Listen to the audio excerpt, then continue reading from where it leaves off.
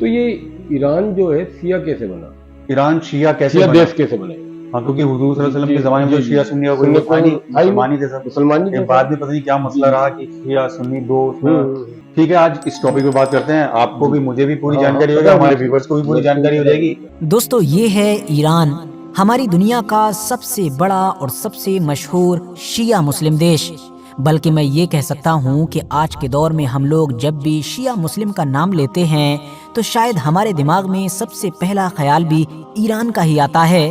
آئے بھی کیوں نہ، کیونکہ آج کے دور میں ایران شیعہ مسلمانوں کی ہی پہچان بن چکا ہے۔ مگر آپ کو جان کر شاید حیرانی ہوگی کہ یہ سب سے بڑا شیعہ مسلم دیش ہمیشہ سے ایسا نہیں ہوا کرتا تھا، بلکہ آج سے صرف 3-4 صدی پیچھے بھی جاؤ گے تو یہاں پر رہنے والے زیادہ تر لوگ سنی مسلمان ہوا کرتے تھے، اور اس دیش کا جو اسٹیٹ یعنی کہ آفیشیل ریلیجن تھا وہ بھی سنی اسلام ہی تھا۔ لیکن تبھی کہ جب آلریڈی ایران میں اسلام کو آئے ہوئے لگ بھگ 900 سے 1000 سال گزر چکے تھے، ایران کے اندر ایک بچے کی پیدائش ہوئی، ایک ایسے بچے کی پیدائش کہ جس نے صرف ایران کو ہی نہیں بلکہ باقی دنیا کے بھی نقشے کو اور اس کے اتہاس کو پوری طریقے سے بدل کر رکھ دیا۔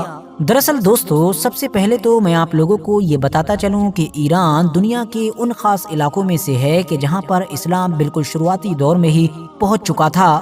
حضرت ابوبکر صدیق کے دور میں حضرت خالد بن ولید کی لیڈرشپ میں سب سے پہلے تو عراق کو فتح کیا گیا تھا، جو ظاہر ہے اس دور میں ایران کا ہی پارٹ تھا، کیونکہ اس دور میں جو سلطنت ایران پر راج کیا کرتی تھی عراق بھی اسی کے انڈر میں آیا کرتا تھا۔